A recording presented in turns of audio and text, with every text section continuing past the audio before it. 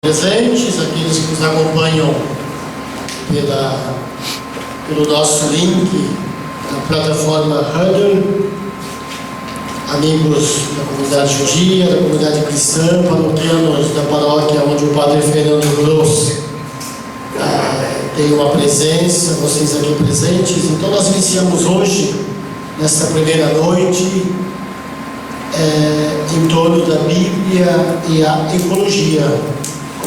Como todos vocês receberam o convite, a nossa proposta é ter um olhar, digamos, judaico, hoje com o Rabino Urilan, e um olhar, digamos, mais de um teólogo, de um biblista, o professor Matias Grenzer.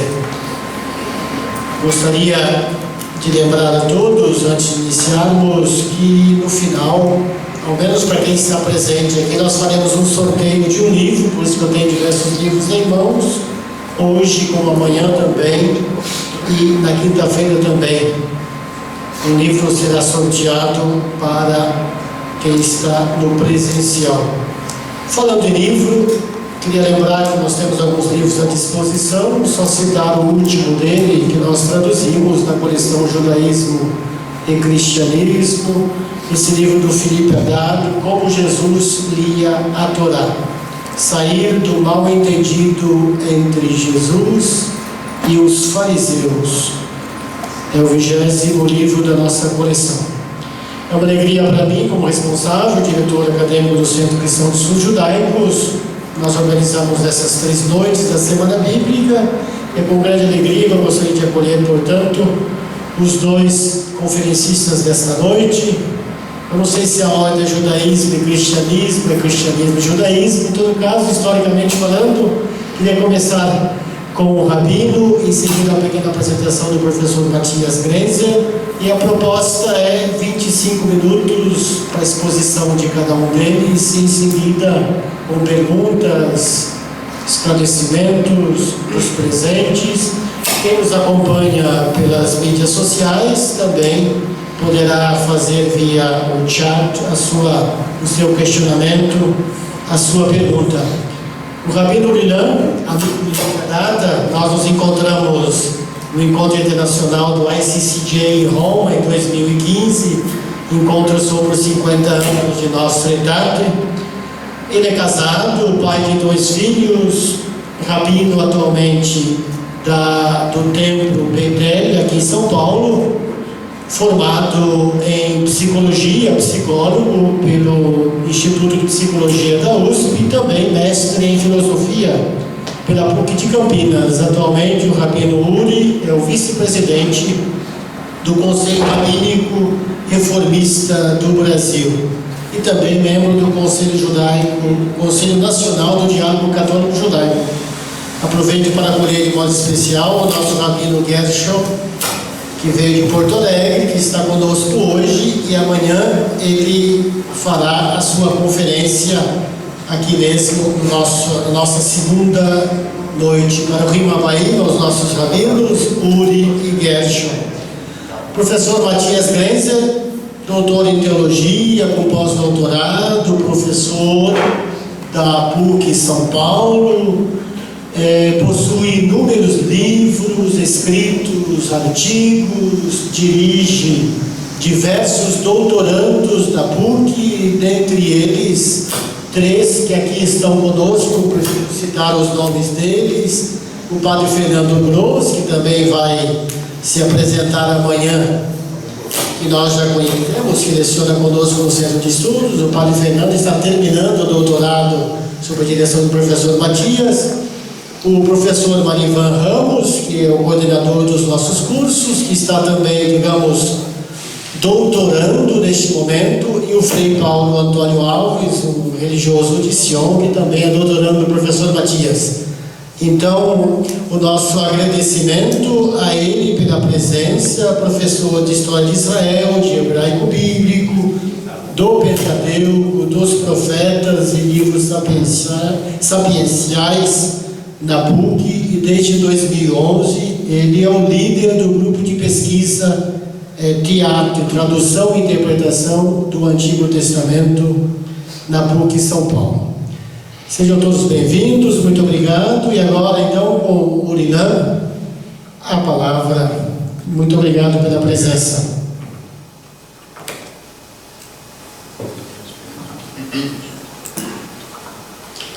Coloquei aqui o timer para não me perder. Gente, uma boa noite. Muito obrigado pelo convite, por estar mais uma vez aqui com vocês. E é uma alegria muito grande.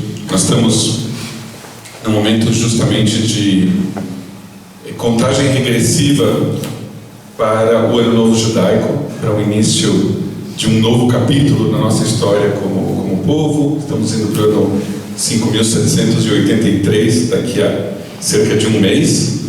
E esse encontro vem muito a contribuir para as nossas reflexões daquilo que nós desejamos e que queremos construir para esse novo ano, que seja um ano de paz, um ano de contribuições mútuas, um ano de bons encontros e principalmente de saúde para todos nós. O tema que nós abrimos hoje é Bíblia e Ecologia.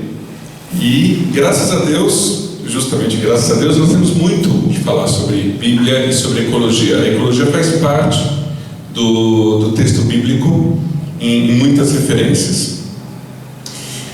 Mas antes de começar a falar diretamente do texto bíblico, eu divido com vocês um poema muito bonito que eu encontrei. Aliás, a melodia também é linda, em outro momento vale a pena escutar, de uma canção chamada Trees, de Joyce Kilmer.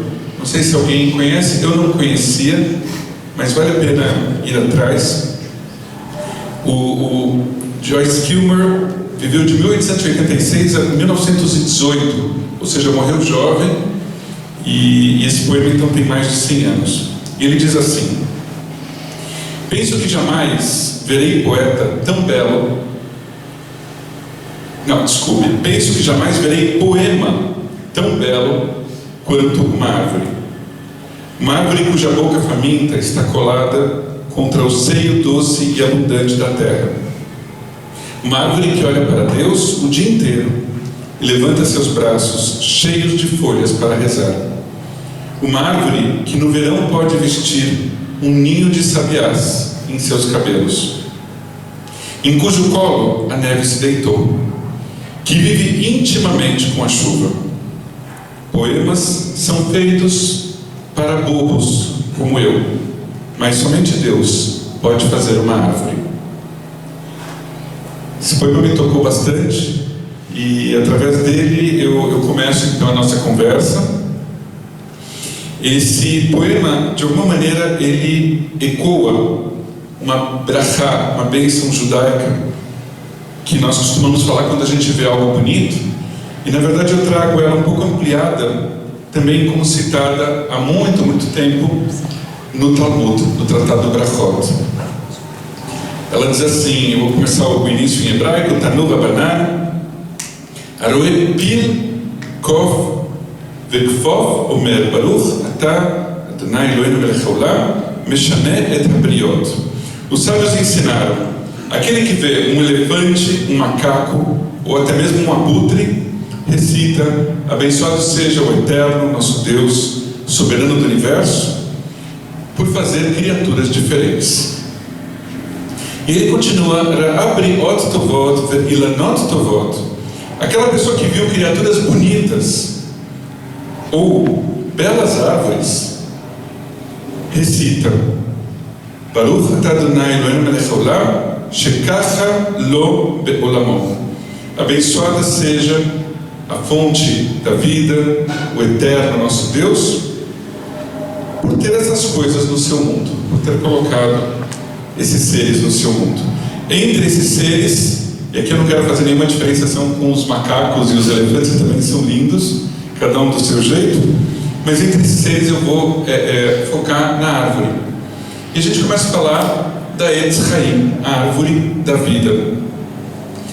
Com seus ramos alcançando para cima, seu tronco no chão e suas raízes mergulhadas no desconhecido, a árvore da vida, assim como dizemos, Etz Chaim é um símbolo místico.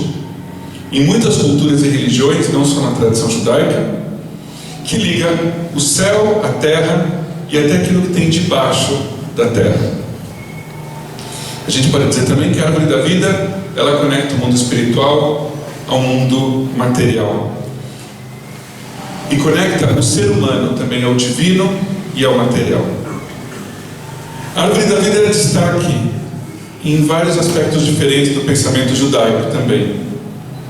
Em primeiro lugar, com a sua promessa implícita de imortalidade, ela contrasta, ou pode ser considerada como complementar, aquela que é conhecida como a árvore do conhecimento, do bem e do mal, no Jardim do Éden. Então a gente lembra que no Jardim do Éden temos a citação dessas duas árvores no capítulo 2 do Bereshit, do Gênesis. E quando a gente fala na árvore, falamos no paraíso, no Gan Eden, a gente tem uma referência muitas vezes ao fruto proibido, ao fruto que estava nessa árvore e que muitas vezes é tratado como uma maçã. E a pergunta é: por que uma maçã? Será que é uma maçã? Aqui eu vou fazer uma espécie de parênteses dentro da história aqui da árvore que eu quero tratar, porque fica, da onde uma maçã? Será que a maçã era um fruto nativo da região? Parece que não. Então, por que uma maçã? Tapuar. E aqui a gente tem uma coisa interessante. Alguns termos que nós tratamos de forma moderna de uma forma, talvez eles tivessem significados diferentes em outro tempo. Então hoje, que o hebraico é uma língua que foi renovada, a questão de pouco mais de 100 anos, a gente trata tapuar como maçã. Mas alguns estudiosos do idioma dizem que não é certeza que tapuar realmente fosse maçã. Tapuar vai ter uma raiz de nefes, de alguma coisa que é inflada, inchada. Então, talvez uma fruta que fosse doce, que ela fosse meio um aspecto redondo e gostosa. Então, tapuar, uma maçã. Mas não é certo realmente que fosse uma maçã. Há várias outras sugestões de que frutas poderiam estar lá no Gan Eden, na árvore do conhecimento do bem e do mal. E aqui, os autores que defendem essa posição vão dizer que em Israel se criaram nomes contemporâneos para frutas que não eram típicas da região. Por exemplo, isso eu não sabia, agradeço a vocês por ter estudado isso e descobri que tapuz, laranja em hebraico, é uma palavra recente. Na verdade é a junção de duas palavras, tapuar e zahav. É como se fosse uma árvore dourada, uma árvore de ouro. Então tapuar zahav, uma fruta dourada, laranja, juntou-se de tapuar, o início com o início da outra palavra, formou-se tapuz. Depois nós temos tapuar etz, se não me engano, batata da terra, fruto da terra.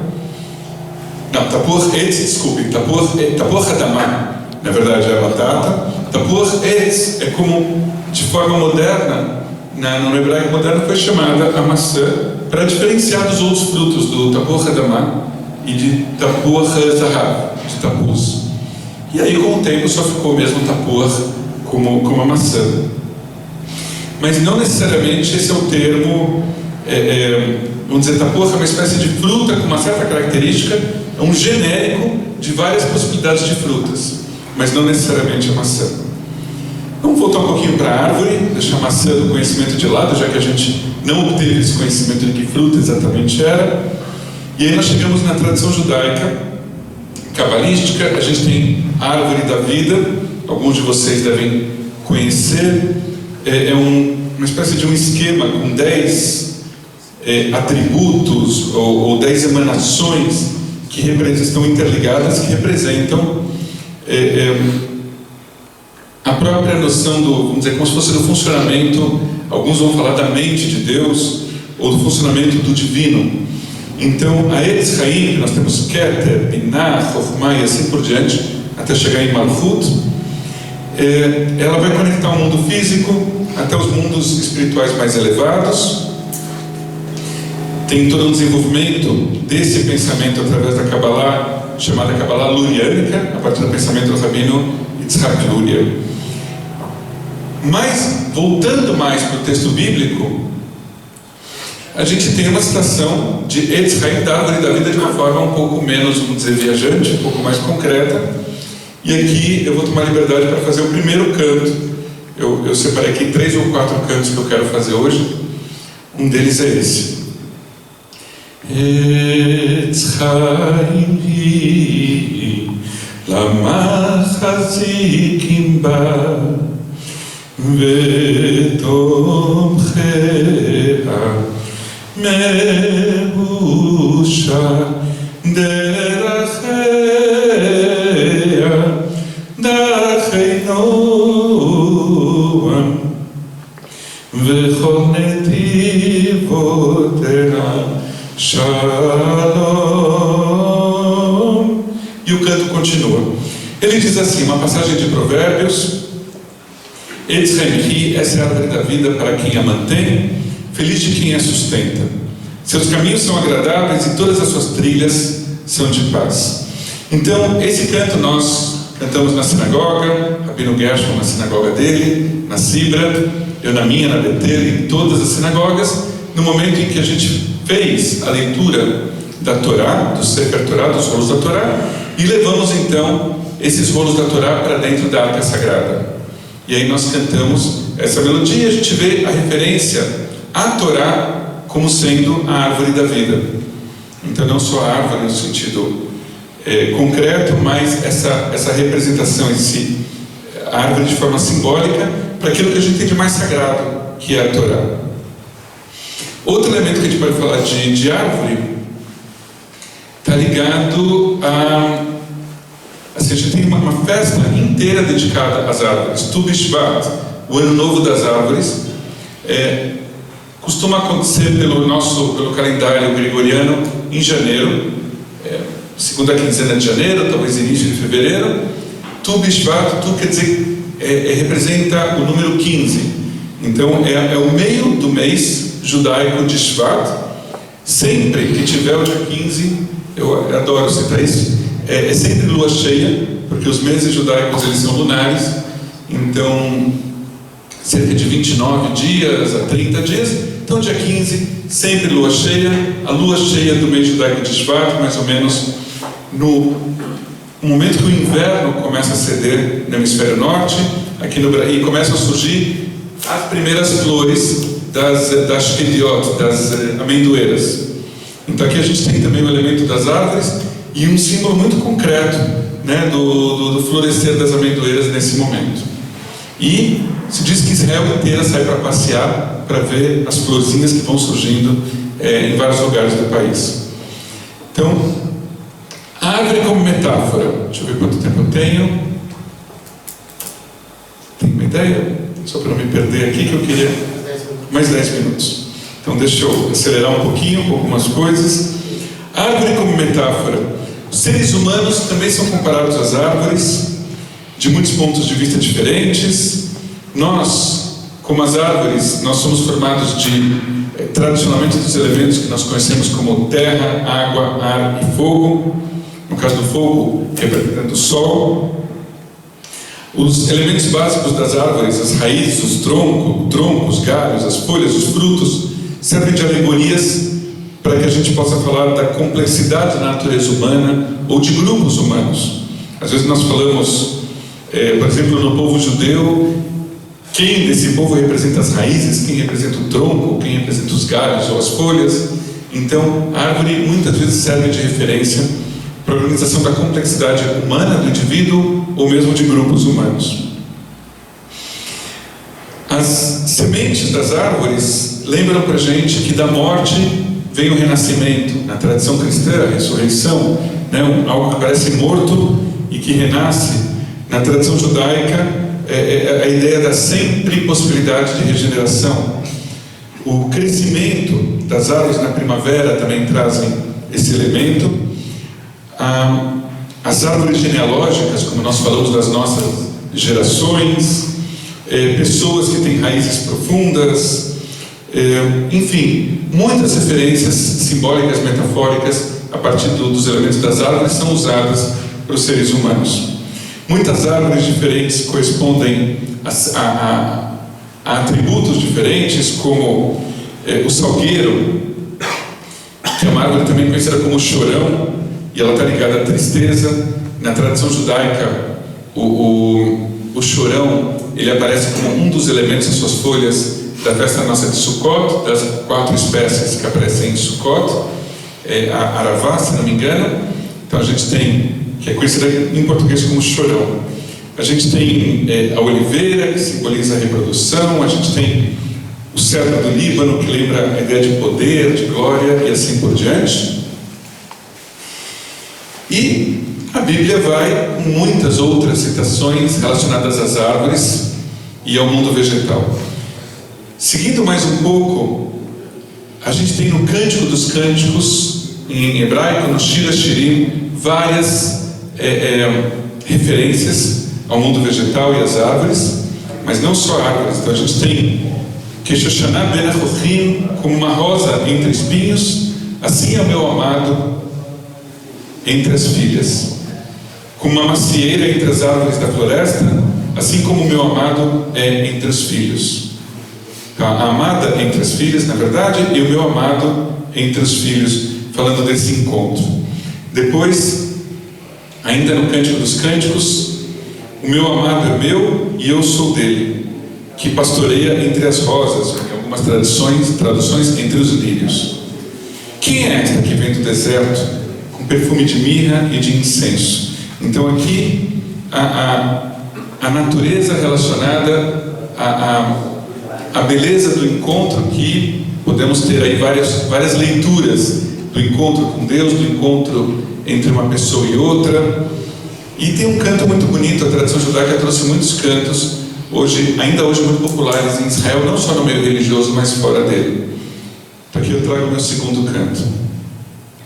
Dodi vani lo haroe bashoshanim, dodi vani lo haroe bashoshanim, mizot olam מן המדבר, מזאת עולם מן המדבר, מכותרת מור ולבונה, כותרת מור ולבונה, דודי לי.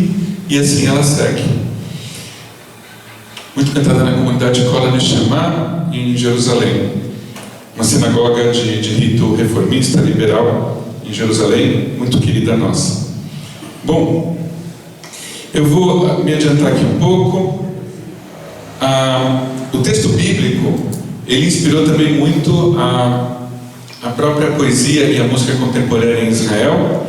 Então, uma passagem muito conhecida do livro de Deuteronômio, pois o ser humano é como se fosse uma árvore do campo, Ki Ha'adam Etz HaSadeh, inspirou um poema de um poeta recém-falecido, Natan Zah, que eu vou ler o texto em português, depois eu vou cantar um pedaço. Ele diz assim: a pessoa é uma árvore no campo, como a pessoa, a árvore também cresce, como a árvore, a pessoa também é podada. Eu não sei onde estive, nem onde estarei, assim como uma árvore no campo. E assim vão tendo vários versos,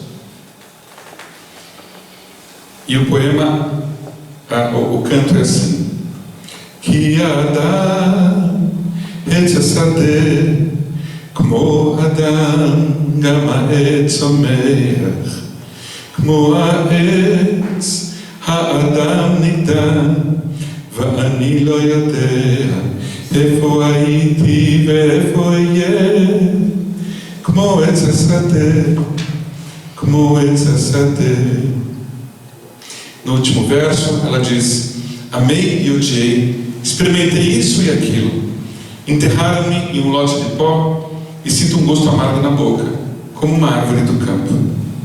Ahavti vegam saneti ta'amti mizeu mizeu kavru oti בחלקה של עפר ומר לי בפה כמו עץ השדה, como essa sade. E essa melodia como Etza Sader foi a que me veio à mente, juntando um pouco com a nossa história brasileira, quando há pouco mais de 2 meses, se não me engano, nós soubemos que haviam desaparecido na Amazônia 2 indigenistas, o Bruno Pereira e Dom Phillips. E ainda quando não se sabia onde eles estavam, mas infelizmente já se imaginava o destino deles, o instrumentista da minha congregação, Daniel Safran, me mandou um vídeo com o Bruno Pereira cantando uma canção. E a gente, na Betel, na minha congregação, eu falei, bom, eu preciso juntar isso com alguma coisa relacionada à ecologia, à humanidade, a gente poder recuperar esse senso de humanidade diante da brutalidade que a gente estava imaginando que poderia ter acontecido e que a gente esperava que não tivesse acontecido. E quando a gente levou isso para a sinagoga na sexta-feira, à noite, eu acho que à noite a gente já sabia o que tinha acontecido. Agora até já me elevou essa ideia, mas durante o dia foi que surgiu a notícia de que eles haviam sido assassinados. E eu quis trazer aqui para vocês, e trazendo aí uma tentativa de inovação, fazendo um pouco do canto também em português. Então a gente juntou e fez assim: Wahanarae, Wahanarae, Marina Wakenade, Marina Wakenade, Lo tashchit et Etza, Lindoach alav garzen, Ki mimenu tochel, Ve'oto lo tikrot, Ki ha'adam etz hasadeh, Adam etz hasadeh, Adam etz hasadeh. Wahanarae, Wahanarae, Marina Wakenade, Marina Wakenade. Não destrua suas árvores, não as fira com machado, delas você comerá, mas não as derrubará. Por acaso uma pessoa é como a árvore do campo? Não, a gente pode lutar, mas a árvore só vai tombar. E muitas outras coisas que teria para contar para vocês, que eu separei, sobre o encontro de Moisés com Deus diante de uma árvore que pegava fogo, mas não pegava fogo, de um arbusto, de uma sarça ardente. E outras passagens no livro de Números, como palmeiras que se estendem, como jardins à beira do rio, como céus, que é a existência, que o Eterno estendeu como tendas, como cedros à beira das águas, a natureza que nos protege. E já que eu cantei essa canção, lembrando, mais uma vez, dedicando esse encontro, sabendo que o professor Matias escreveu sobre Chico Mendes e tem essa relação também com a Amazônia, e dedicando nosso encontro à memória de Dom Phillips e de Bruno Pereira. Mas termino, a gente na sinagoga costuma terminar num alto astral, a gente tem o Kadish dos Enlutados no final do serviço, e aí cantamos a Dona Olam e falamos, louvamos o Senhor do Universo. Então quero terminar em alto astral com uma passagem do Salmo 96, que diz assim: os campos se alegrarão com tudo o que há neles, então todas as árvores dos bosques festejarão. Que a gente possa viver um tempo e possamos trabalhar para que chegue o dia em que os campos se alegrem com tudo o que há neles, inclusive nós, pessoas, e que todas as árvores dos bosques festejem. E aqui a melodia agora me passou, mas em hebraico, Ya'alo Sadai Vechol Asher Bo, Ya'alo Sadai, Ay ay ay ay ay, Ya'alo Sadai וכל אשר בו יעלו שדי. היי היי היי היי, אז ירננו כל ארצי יעד, אז ירננו כל ארצי יעד, אז ירננו כל ארצי יעד, אז ירננו כל ארצי יעד, יעלו שדי, וכל אשר בו יעלו שדי. Ai, ai, ai, ai, ai. Isso, gente, obrigado. Uma boa noite.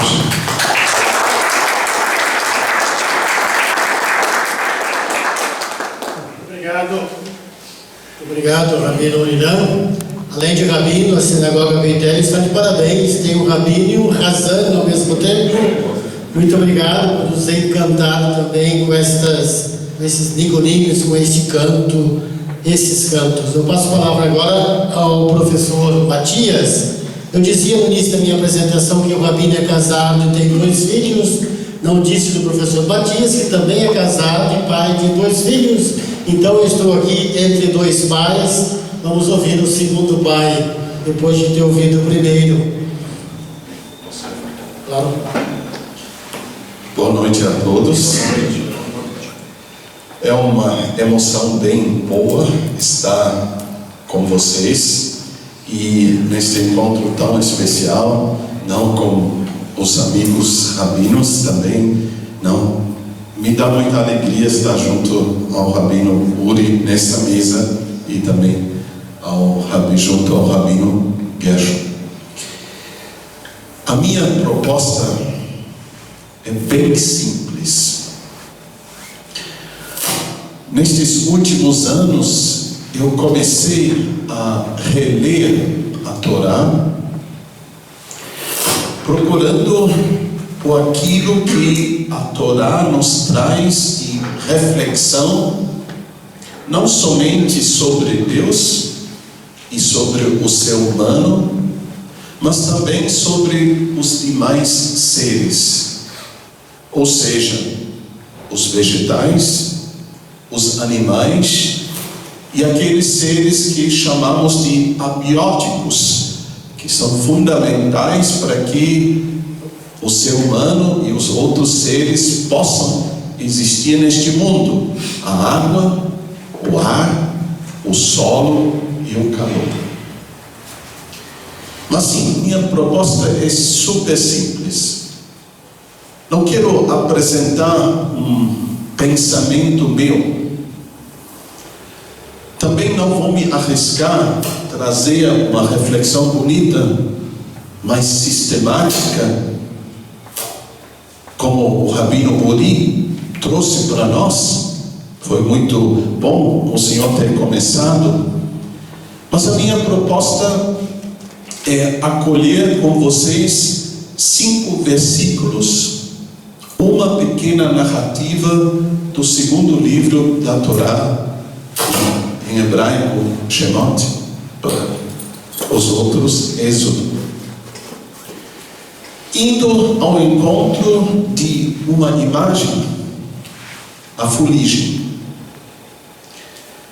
Eu preparei aqui uma pequena apresentação. A Aliança Global para a Saúde e Poluição recentemente publicou o seguinte: pela estatística, em 2019, a poluição atmosférica causou 6,7 milhões de mortes prematuras no mundo. Aqui está uma questão gravíssima. E não sei quem opera. Talvez alguns de vocês ainda se lembram bem desse dia 19 de agosto de 2019, com as queimadas no Pantanal. De repente nós tivemos em São Paulo uma tarde bem tenebrosa, uma chuva escura de fuligem aqui em São Paulo. Então, motivado por esta experiência, por esta grande questão ecológica, uma questão socioambiental, eu queria ir ao encontro de uma pequena narrativa no livro do Êxodo. Ela faz parte daquele ciclo de narrativas popularmente chamadas de as pragas do Egito. Eis a pequena narrativa que eu traduzo dessa forma. O Senhor disse a Moisés e a Arão: tomai para vós cinza do forno, aquilo que enche vossos punhados, para que diante dos olhos do faraó Moisés a atire ao céu. Sobre toda a terra do Egito se tornará fuligem, e em toda a terra do Egito, sobre o ser humano e sobre o gado, tornar-se-á furúnculo, que brota como bolhas. E tomaram a cinza do forno e ficaram de pé diante do faraó. Moisés a atirou ao céu, e ela se tornou furúnculo, que brota como bolhas no ser humano e no gado. Os magos, porém, por causa do furúnculo, não suportaram ficar em pé diante de Moisés, porque houve furúnculo nos magos e em todo o Egito. O Senhor reforçou o coração do faraó, mas este não os escutou, assim como o Senhor falara a Moisés. Queria fazer 2 passos bem simples. De um lado, nós temos aqui uma narrativa que precisamos avaliar como poética. Uma narrativa artisticamente configurada. Literariamente é uma pérola. É uma obra de arte. Vamos verificar isso, para depois, num segundo passo, olhar o que tematicamente está sendo pensado aqui. Algumas observações bem rápidas. Este PowerPoint está à disposição, vocês podem copiá-lo e depois verificar se isso foi analisado corretamente. Mas umas 5, 6 observações pequenas para lhes mostrar como isso aqui é arte, poesia pura, narrativa poética. Por exemplo, existe uma pequena estrutura concêntrica que você pode verificar na narrativa. Se fala da cinza do forno, depois da fuligem e depois novamente da cinza do forno. Então, o terceiro elemento corresponde ao primeiro, e assim surge uma pequena estrutura concêntrica. Se você juntar estes 3 substantivos, cinza, forno, fuligem, cinza, forno, dá 5, e nós temos 2 sufixos pronominais que se referem à cinza, traduzidos aqui como a. E a atire ao céu, a cinza. E a atirou ao céu. Então eu tenho exatamente 7 referências diretas ao fenômeno que está sendo descrito. O número 7 muitas vezes na Bíblia hebraica funciona como elemento estilístico, trazendo um pouco essa ideia de inteireza, de completude. Mas também muito usado o esquema hexagonal, 12, os múltiplos de 12, mas também a metade de 12, o número 6. Furúnculo, bolhas, furúnculo, bolhas, furúnculo, furúnculo. 6 presenças desses substantivos não que se tornam centrais.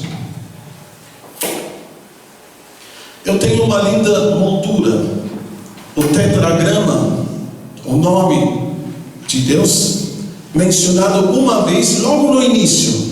O Senhor disse, e 2 vezes bem no final. Então forma-se uma moldura. O tetragrama está no início e 2 vezes no final.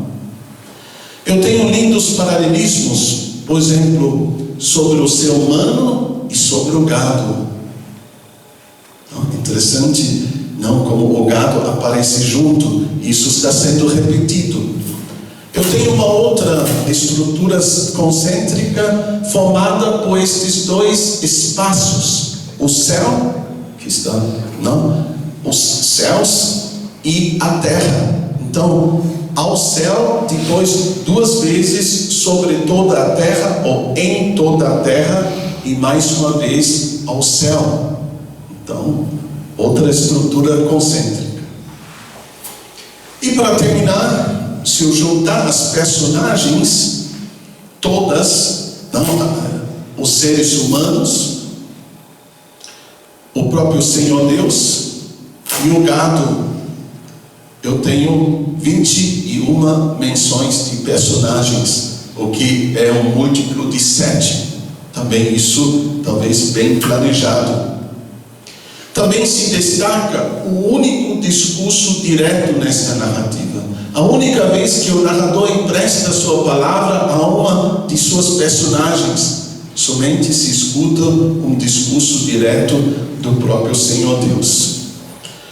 Outras coisas, a linguagem metafórica, o que representa o punhado, o coração, tudo isso é configuração poética. Basta. Acho que ficou claro.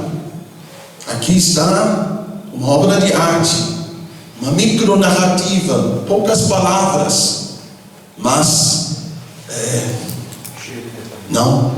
muito bem construída. Vamos aproveitar alguns minutos para o estudo temático. Indo um pouco ao encontro dos vocábulos mais importantes. O forno, kivsham, aparece somente 4 vezes em toda a Bíblia hebraica. 2 vezes aqui na nossa pequena narrativa. O que será que o forno representa? Já vamos verificar os paralelismos. O substantivo piach, cinza, somente aparece 2 vezes em toda a Bíblia hebraica, apenas nesta nossa pequena narrativa. O outro substantivo, avak, fuligem, também é um substantivo bastante raro. Nós temos 6 menções em toda a Bíblia hebraica, além dessa menção no nosso texto, outras 5. Vamos atrás para ver o que representam, quais as conotações que estas palavras tão chaves trazem consigo. Próximo. O forno, 2 vezes no nosso texto, e eis os 2 paralelismos. Kivsham aparece em Gênesis 19, aquela narrativa tão conhecida sobre a destruição de Sodoma e Gomorra.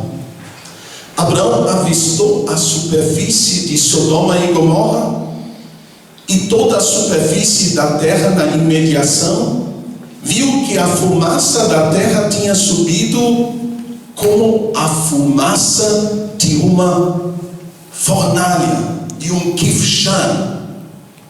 Uma fornalha é um forno grande. Moisés e Arão devem encher os seus punhos com cinza, como a cinza de um forno. Quem lê Êxodo 19, Êxodo 9, já leu Gênesis 19. Vai se lembrar deste forno gigantesco, desta fornalha que era Sodoma. E o outro paralelismo,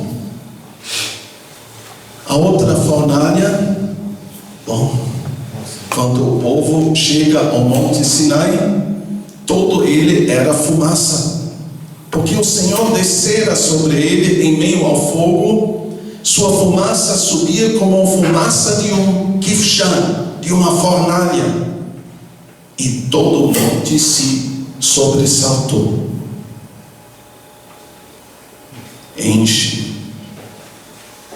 Enchai vossos punhos como a cinza de um forno.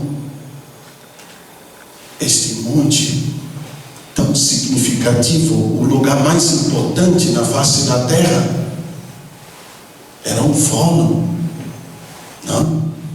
Então, forno é isso. Próximo. O que é fuligem? Não, avak. A gente corre risco de não entender isso bem. Talvez logo pensemos em pó. Conhecemos bem melhor este substantivo afar, que aparece 110 vezes na Bíblia hebraica. Mas o substantivo avak, que eu traduzo como cinza, é muito raro. Somente 2 vezes na nossa narrativa. Mas a cinza tirada do forno, a fuligem, são partículas diminutas, oriundas da queima de um combustível. Parece ser esta ideia. Não é um pó, mas a cinza que não sai de um forno é um pó específico. Essa fuligem, não que nasce da queima de um combustível. E a fuligem, este substantivo avak, não tem estes paralelismos que também podem nos ajudar a imaginar o que a fuligem nesta pequena narrativa em Êxodo 9 representa. Lendo Deuteronômio 28, ouvimos da fuligem como uma maldição destruidora, não? Que destrói. A imagem de uma chuva formada por fuligem, avak, e pó, afar. Em Isaías 5, um botão de flor se torna fuligem. Em Isaías 29, se fala da fuligem que voa como a palha voa. Em Ezequiel, os cavalos da Babilônia, numerosos como a fuligem. Mas Naum também é interessante quando ele diz: as nuvens seriam a fuligem dos pés do Senhor. Fuligem, não? Começando o estudo temático, que fuligem? Quais as conotações de que a fuligem nos lembra? Próximo. Avançando um pouco mais, vamos olhar rapidamente este substantivo, o que esta fuligem provoca. Uma doença, Shechim. Alguns não traduzem como furúnculo, alguns como úlcera. Bom, na nossa pequena narrativa, Shechim 4 vezes mencionado. Mas os poucos paralelismos nos dão uma ideia de que se fala aqui. Em Deuteronômio 28, Shechim é uma doença maligna, E ela é apresentada como uma doença tipicamente do Egito. Interessante. Quem lê Levítico 13, todo este texto sobre as doenças de pele, se encontra com Sherim, talvez como precursora de outras enfermidades, mas de qualquer forma como uma enfermidade que causa impureza. E olhando para o rei Ezequias, não, que governou de 725 a 697 a.C., ele sofreu de Sherim. Foi atacado por esta doença, e tanto em 2 Reis como em Isaías se conta como o profeta mandou fabricar uma pasta de figos para passar na pele onde estava a ferida chamada Sherim, e assim ele se curou. Mas Isaías diz: Sherim é uma doença que traz a morte. Não é brincadeira. E também Jó foi atingido por esta doença. Não lemos isso. Bom, o penúltimo. Talvez ainda um pequeno olhar para o que acontece com 2 personagens aqui. De um lado, os magos, que já nos acompanham, os Hadumim, durante várias cenas no livro do Êxodo. Aliás, no livro do Êxodo, os Hadumim mencionados exatamente 7 vezes. Mas agora, eles estão saindo de cena. No início, conseguiam realizar o mesmo sinal. Depois não conseguiam mais, mas não foram atingidos pelo sinal. Agora, no final de sua presença, os magos, com toda a sua proximidade ao faraó, como quem faz parte da corte, eles são atingidos pela praga, não conseguem mais ficar em pé e assim saem de cena. E o faraó, aqui talvez vocês não queiram imaginar isso, mas ao meu ver o texto hebraico não está sendo bem compreendido quando se lê ali ou se traduz aqui que Deus teria obstinado o coração do faraó. Não. Deus age nestas cenas das pragas 10 vezes como o coração do faraó. Insiste muito no coração do faraó. Queria que o faraó aprendesse, entendesse os sinais que a natureza lhe oferecia. Deus se propõe a honrar o coração do faraó, atribui peso ao coração do faraó, quis que o faraó entendesse o que precisava entender. Era uma só coisa que o faraó precisava entender: deixar de ser faraó. Só isso. Permitir que os por ele oprimidos e curvados pudessem se tornar novamente livres. E também nesta cena nós estamos aqui na praga em que Deus atua pela primeira vez diretamente com o coração do faraó.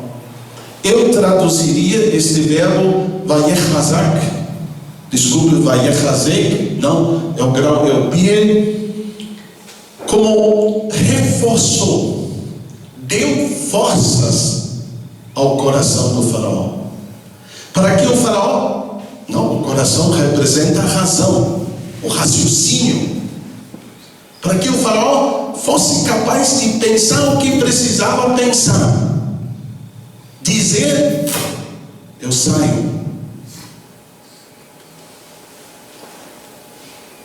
eu desço do trono, eu reconheço o Deus dos Hebreus como verdadeiro rei. Mas o texto narra: Deus deu força, reforçou o coração do faraó, mas o faraó não escutou, não quis escutar. Tinha tudo para se salvar. Este Deus dos Hebreus não quis libertar somente os hebreus, mas ele também se propôs a libertar os egípcios.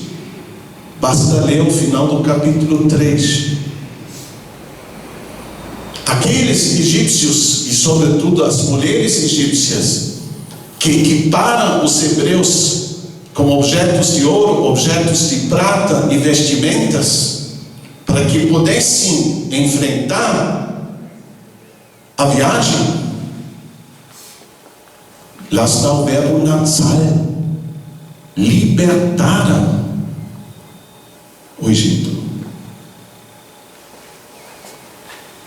E o Egito existe até hoje. Quem não se salvou foram aqueles que insistiram na escravidão do povo hebreu. Os que se tornaram solidários como o povo oprimido se salvaram. Por exemplo, as parteiras das mulheres hebreias, que talvez tenham sido egípcias, eram as parteiras das hebreias, mas não necessariamente hebreias. Seja como for, este Deus também se propôs a dar força ao faraó, a honrar o pensamento, o coração dele. Lhe atribui o peso. Não, o padre Fernando escreveu a dissertação de mestrado sobre o coração do faraó. Não? É interessante acompanhar isso. Resumindo, último,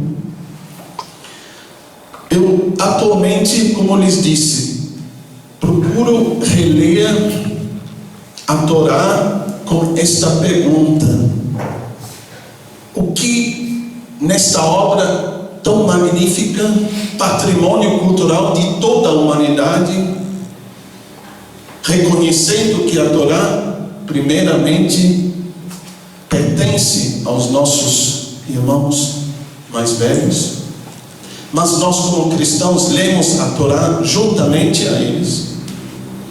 O que esta obra se propõe a pensar, o que ela reflete sobre água, ar, solo, calor, vegetais e animais, além de pensar sobre Deus e os seres humanos.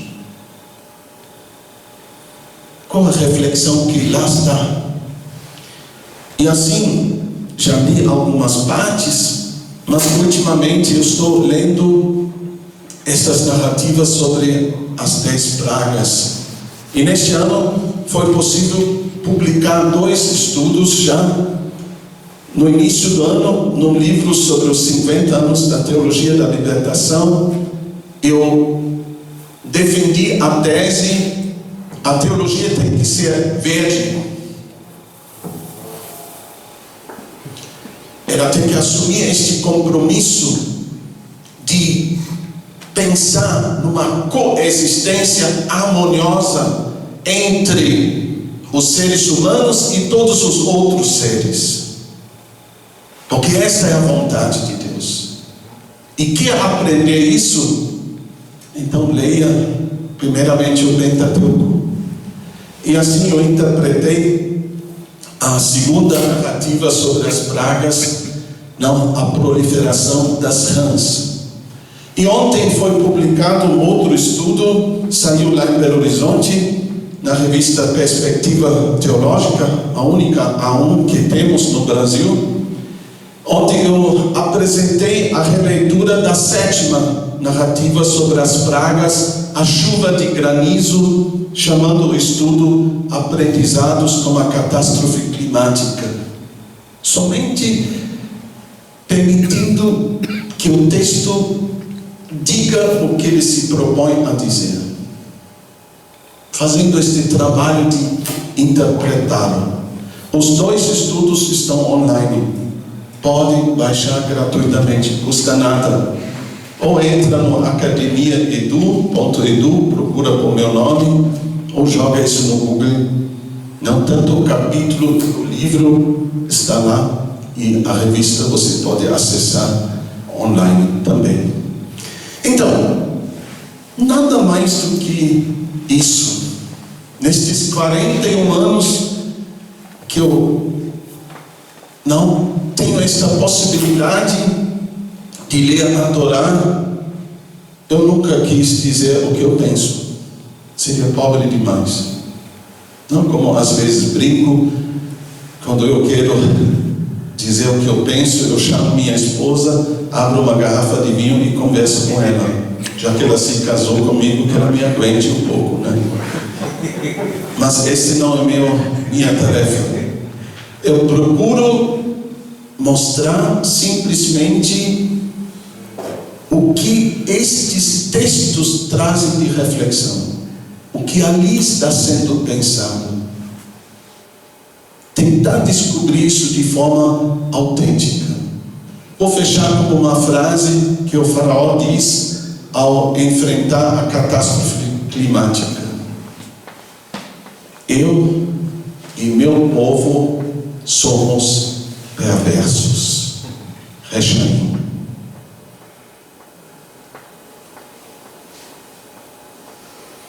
A perversidade dos que governam e insistem em políticas opressivas causa as catástrofes ambientais. Na época do Egito faraônico e ainda hoje. Obrigado.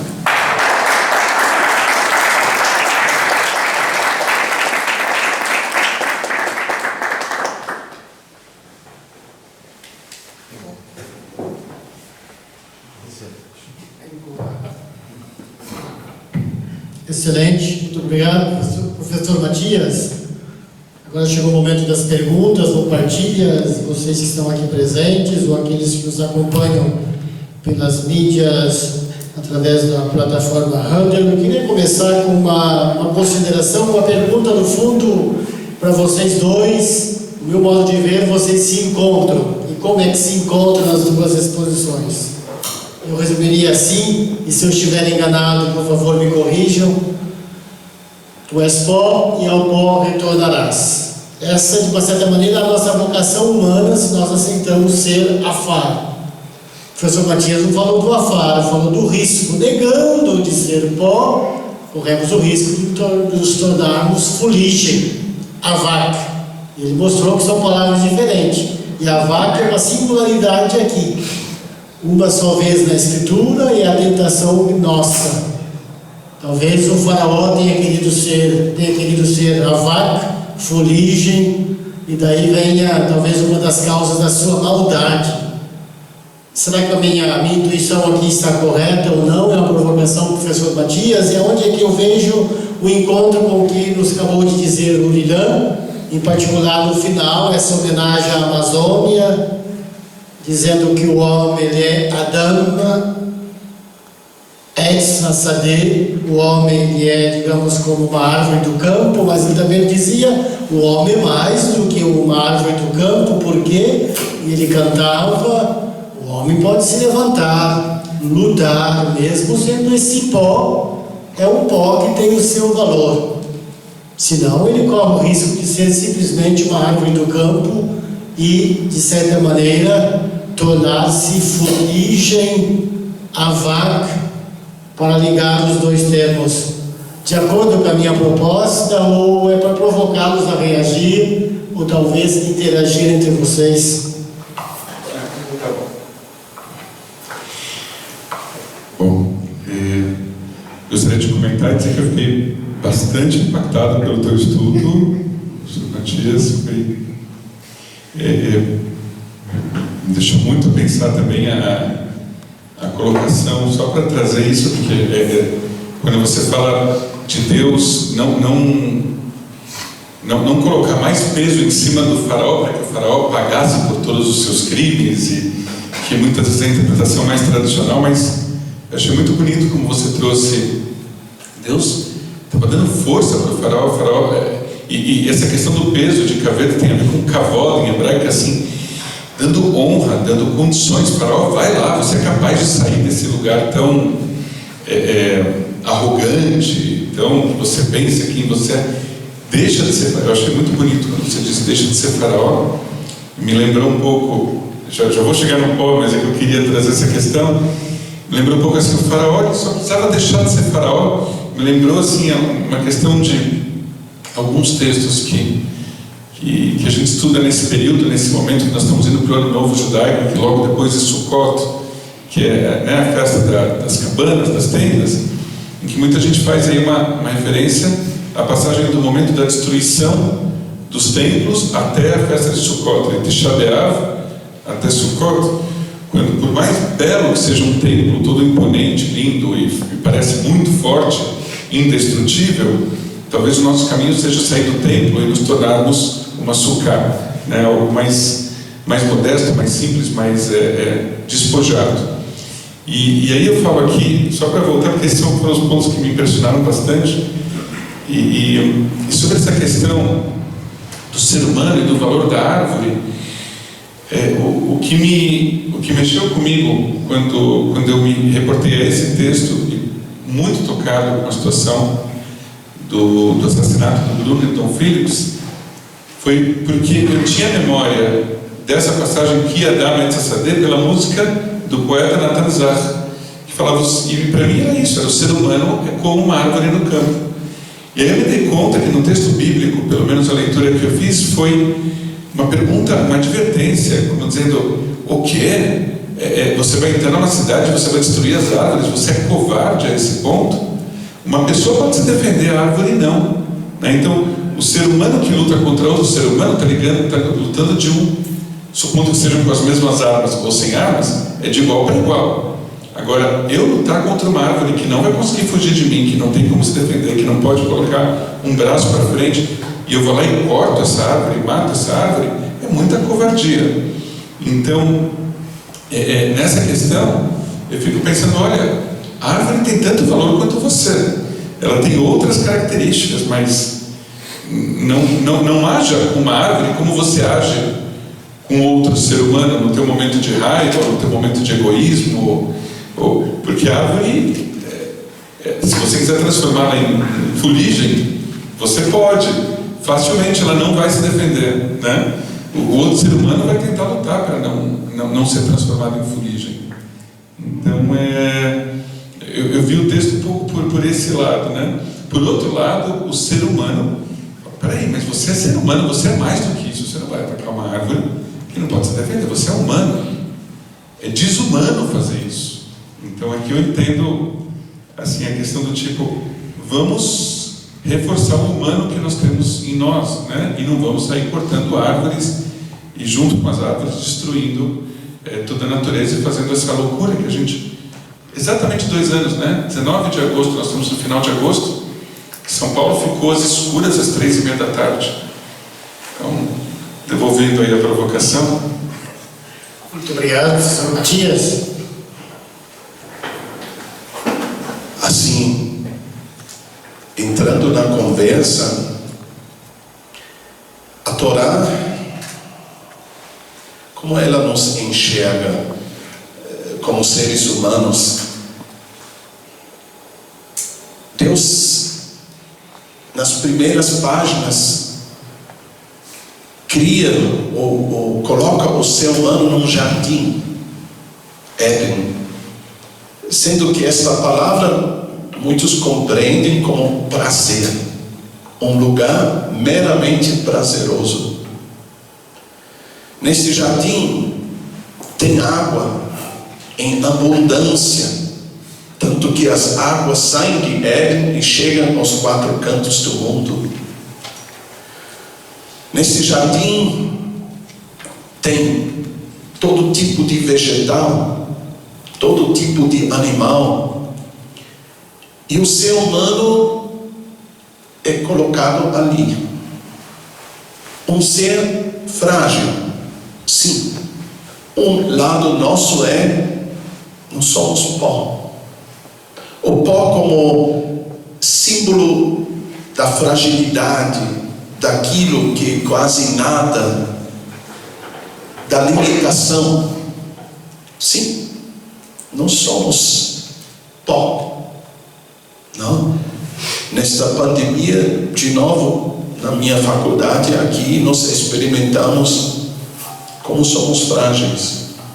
Nós perdemos um aluno de Covid, nós perdemos a bibliotecária com 31 anos de Covid e um colega professor de Covid. Foram 3.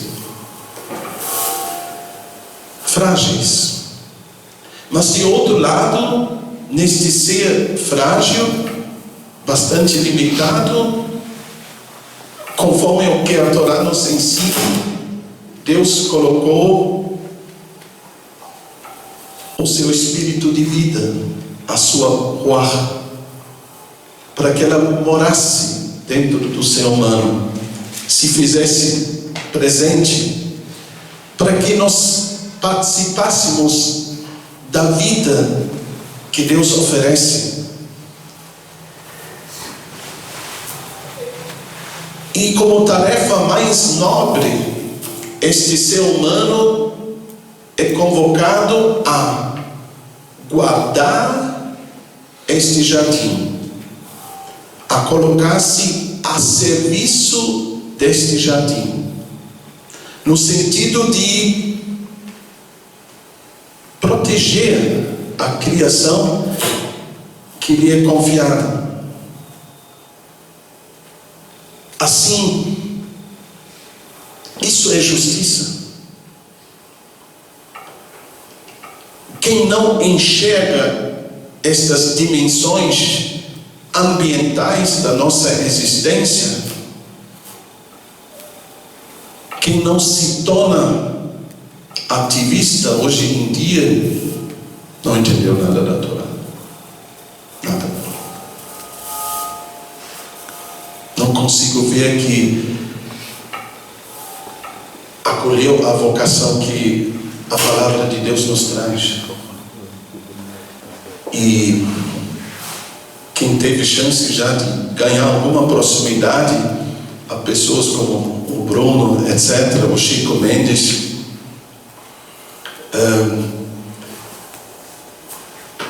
foram gigantes, e existem outros gigantes, não? Mas sim, ao meu ver, por favor, me corrijam, não? Todos aqui muito estudam, mas ao meu ver, a Torá nos traz este compromisso, esta vocação de guardarmos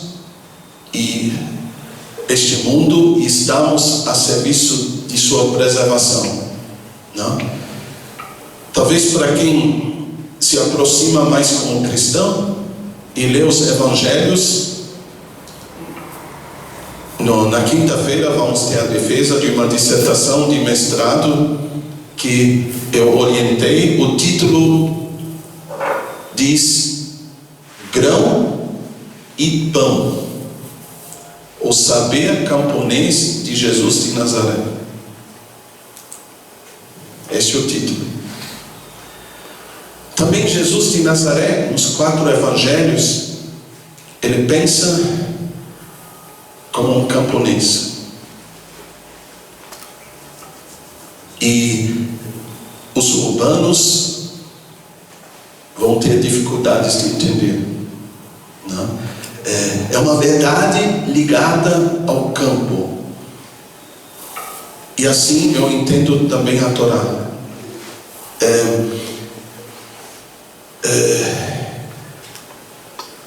A cidade mata. Não é por acaso que Caim é o primeiro construtor de uma cidade. Não. Mas o saber que nasce num campo, ele nos aproxima a Deus. Obrigado. Uma pergunta, um questionamento dos presentes. Eu queria lembrar, professor Matias, seu trabalho de juventude, como ele mesmo disse, seu trabalho, sua tese de doutorado, o estudo de Jó 24, que está à disposição de vocês aqui presentes, pelo preço simbólico de R$1, ocasião única de adquirir um livro de presente. Lembrar também que nós criamos a revista Cadernos de Sion, esse aqui é o volume 3º, e o próximo, 4º, nós pedimos justamente, e agradeço publicamente, a aceitação do professor Matias, que vai ser o coordenador de um número, não o 4º, que é sobre Heschel, mas o 5º número do ano que vem, sobre Bíblia e Ecologia. Daí o interesse também dessas 3 noites, a partir daqui e com outras contribuições, nós queremos fazer um número precisamente dedicado, com artigos dedicados a essa temática da Bíblia e a ecologia. Eu acho que chegou o momento do sorteio para os presentes de um livro. Amanhã terá outro sorteio. E em forma, digamos, de palavra final de agradecimento ao Rabino Uri e ao professor Matias, eu queria fazer, e a minha função é fácil, eu reconheço, de fazer uma pequena provocação. Fomos colocados no jardim como administradores, e talvez aí esteja o drama nosso. Esquecemos, a humanidade esqueceu que ela tem a missão só de administrar. E teve a pretensão, e talvez por causa de uma leitura errada das escrituras do Pentateuco, de ser dono. Eu sou dono do jardim, então eu não cuido, mas eu descuido, eu mato, eu destruo. Até a maçã que não tem no jardim, Jerônimo traduziu por pombo, e aí vem todo o drama da maçã ao qual o Rabino Uri se referia. Será que precisamos voltar a ser apenas administradores, esquecer para sempre que nunca fomos e que não seremos os proprietários, os donos do mundo, para evitar mais fuligem? Agora eu vou pedir para o professor começar. Não, com muito gosto. Assim, o senhor pode talvez me corrigir ou fechar com a palavra de ouro. Domínio, não? Se eu estiver entendendo bem a Torá e depois os demais escritos na Bíblia, para o ser humano somente existe em forma de serviço. Nenhum outro domínio se prevê para o ser humano, não é? E a realeza, de forma exclusiva, pertence a Deus. Se eu estiver bem lembrado, o próprio canto de Moisés, em Êxodo 15, termina com esta frase. Como não tenho a Bíblia bem decorada, eu vou abri-la, não? Adonai Yemloch Leolam Vaed. O Senhor reinará para sempre e eternamente. Esta é a conclusão, a última coisa a ser cantada e pensada, o resultado da experiência exodal. O governo, o reino, todo o poder são de Deus. Não? Isso é tão bom. Nós, como seres humanos, moralmente, eticamente, nós não nos garantimos E uma das teses que ultimamente eu mais defendo é: para fazermos o bem, nós somos necessitados de Deus. Não é possível. Não. Nós precisamos dele para fazermos o bem. E também para proteger este mundo, para que ele ainda possa existir um pouco. Não? Mas sim, eu sempre chego no final. Não vou me arriscar a cantar, não canto tão bonito, mas com esta frase o canto de Moisés termina. Não, Adonai Yemloch, não, Leolam Vaed, né? É meu pensamento final. Ótimo, um belo canto sinagogal, Adonai, Malach, Yemloch, Leolam Vaed. Vamos deixar para o Urilam, nosso Rabinho Razan. Se o Gershon quiser nos... Não vou cantar, mas queria fazer uma pergunta. Por favor. Cabem perguntas ou não? Claro. Tá, então, primeiramente, parabenizar aos nossos palestrantes e a vocês como organizadores. Professor Matias, você fala, me deixou um pouco confuso uma parte da sua fala, quando coloca Vaihazek em relação ao coração, e diz que Deus se fortalece, ou endurece o coração do faraó para que ele consiga pensar naquilo que precisava pensar. E ali eu não entendi, porque o coração geralmente nós relacionamos com o sentir. Então, como é que fortalece o coração para ele pensar que é a razão? Ali deu um curto. Razão ou coração? Seria um estudo amplo, mas na minha compreensão até agora do que existe de reflexão antropológica na Bíblia hebraica, ao meu ver, comparando os paralelismos, o coração representa o ser humano como quem pensa, como quem raciocina. Como o coração, o ser humano deve decidir, chegar às decisões. Se estiver bem lembrado, o sentimento, o representante do nosso sentimento seria mais os rins. Não? De fato, quando choramos, sentimos muita tristeza, surge até uma dor nessa parte de trás.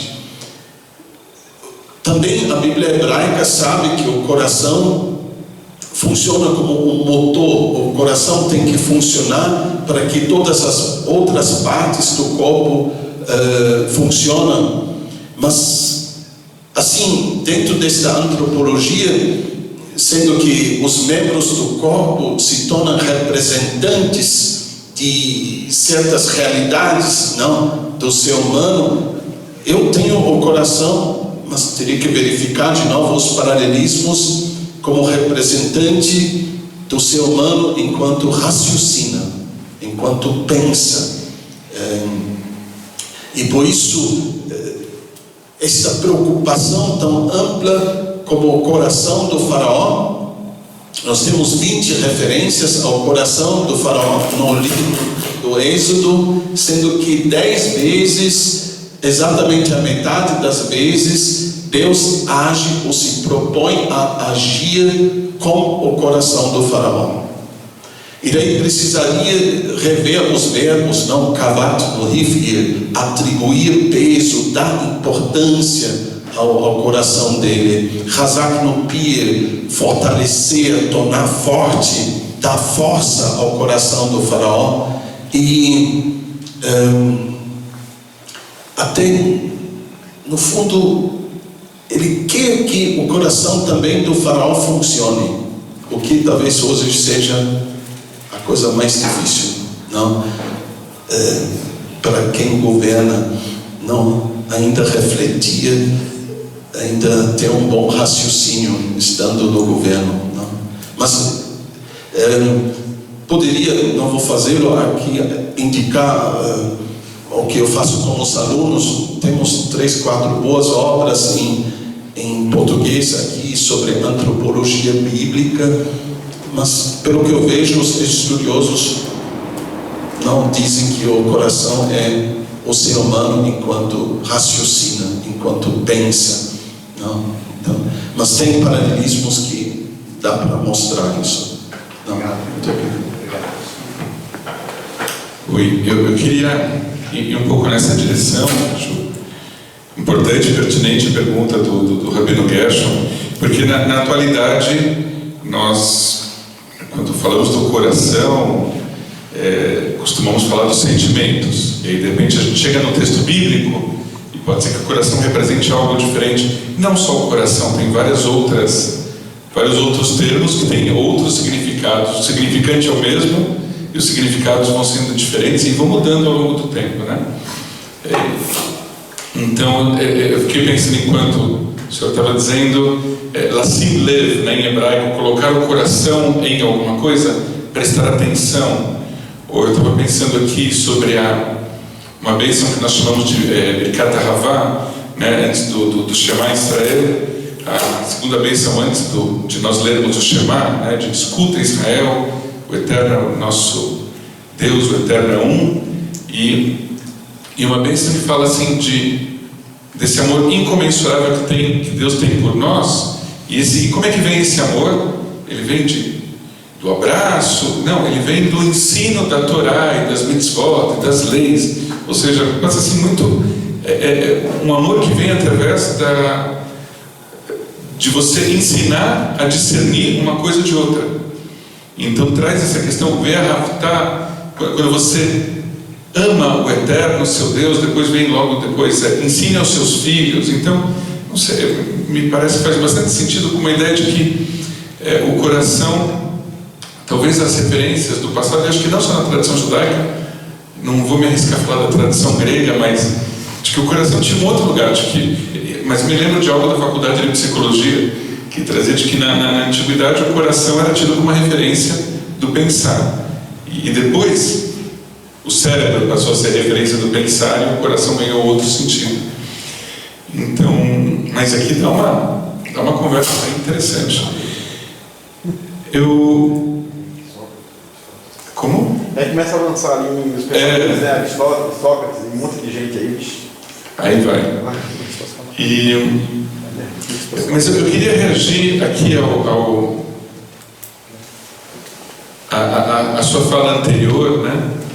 Eu fiquei pensando um pouco sobre essa situação do lugar do ser humano e tantas coisas foram passando pela cabeça, até com relação. Eu não quero insistir, por mais que te tenha dedicado aí e pensado na Amazônia, e nós temos direto e indiretamente as referências, o que eu acho muito natural e adequado a gente poder pensar tudo isso à luz do que nós vivemos hoje, ou o que nós vivemos hoje à luz do texto bíblico e como a gente pode reagir de uma maneira bem embasada a essa loucura toda que nós estamos vivendo. Então, só de passar uma imagem muito triste que me passou pela cabeça, nessa questão do ser humano, da gente perguntar, mas você é um ser humano, você vai tratar a árvore dessa maneira? Eu fiquei imaginando o Bruno ou outras pessoas que são assassinadas como se fossem árvores, porque eles são assassinados de costas, eles não têm tempo de reagir, eles não têm tempo de lutar. Essas pessoas são mortas como de forma covarde. Então quem está matando, quem está matando não é ser humano, né? Ou está agindo de forma completamente desumana. E aí essas pessoas essas pessoas, por serem árvores do campo, recuperam a sua humanidade, vamos dizer. Foi uma imagem que me passou. E eu queria trazer assim, o que eu acho que a gente pode fazer. E aqui teve uma leitura que eu pulei no texto dado o tempo que nós tínhamos, mas que me parece que ela entra agora. Dentro da tradição judaica, como a gente já falou, nós estamos num período de reflexão e de período de teshuvá, de arrependimento. Teshuvá também significa voltar, e voltar, Hadesh Yameinu Kekedem, faz com que nós voltemos aos tempos originais, a gente poderia dizer assim, aos tempos do Gan Eden, desse jardim paradisíaco, desse jardim suave, prazeroso que nós deveríamos proteger. Se ele não existe mais no mundo, ele existe no coração da gente. Vamos proteger esse jardim.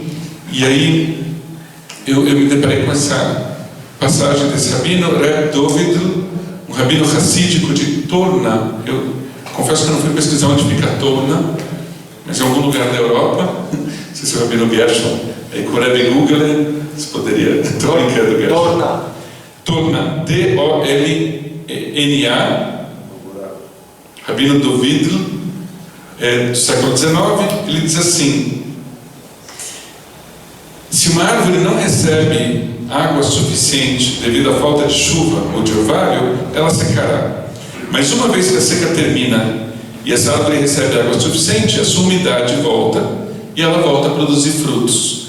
Da mesma forma, se um homem se torna como uma árvore seca e murada, sem qualquer umidade, entre aspas, da santidade, ele vai se secar, ele vai se tornar uma pessoa muito dura. Mas se ele se motivar a se apegar às palavras do estudo da Torá e a tefilá e as orações das profundezas do seu coração, e aí talvez o coração esteja no sentido do sentimento também, ou no sentido mais amplo de pensar, sentir e agir, a sua umidade, ou seja, a sua santidade voltará. Então, aqui eu penso em tentar juntar um pouco, refletir sobre esse texto. Não só se a árvore não recebe água suficiente devido à falta de chuva ou de orvalho, mas se nós seres humanos não cuidarmos e não oferecermos a essa natureza a proteção, ou muitas vezes a capacidade de ajudarmos a terra a se recuperar e darmos os insumos adequados, irrigarmos, porque a gente também precisa plantar e precisamos cuidar de outras formas da natureza, e nos relacionarmos com essa natureza de outra forma. Ou seja, se a gente puder irrigar essa natureza, cuidar dela, dar os insumos adequados, essa natureza vai ter a umidade suficiente para poder crescer e se desenvolver e também nos alimentar como parte dela. Se a gente entra numa mata fechada, você sentiu isso muito, com certeza, a gente sente a umidade pegando no corpo, em todos os lados, e aquilo para mim é muito revigorante, assim, essa sensação. Eu sou das pessoas que passam mal com um clima muito seco, né? E então é isso, quer dizer, esse movimento de techuvá, da gente voltar a dar, a oferecer algo à natureza e não só a retirar. E com isso eu quero terminar também a minha fala. Obrigado.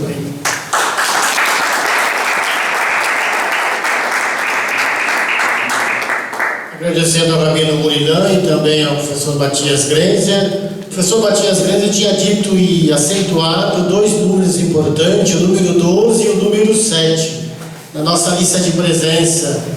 Estevão, quem é número 12 e quem é número 7 da lista? Número 12, Vitor Antônio Valdo. Vitor Antônio Valdo, nós vamos oferecer ao Vitor como Jesus lia a Torá.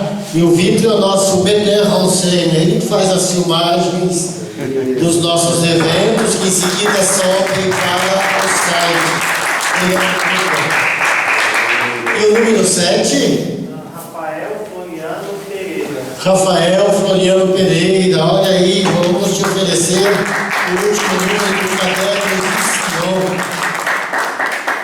de Espero que no próximo nós consigamos publicar, obrigado Rafael, precisamente um dossiê sobre o pensador, filósofo, humanista Herschel, bem conhecido dos nossos amigos rabinos aqui presentes. Muito obrigado a todos, a vocês que nos acompanharam pelas mídias sociais, pela nossa plataforma Hunter, e a vocês aqui presentes, reforçando que amanhã, às 19h30, 19h40 no máximo, o Rabino Gershon aqui presente, acompanhado do professor Marivan, será a prova de fogo para eles, como foi para hoje.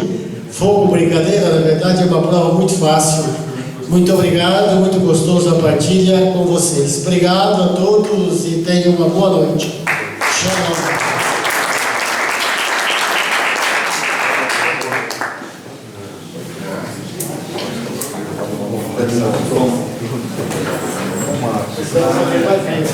Muito bom.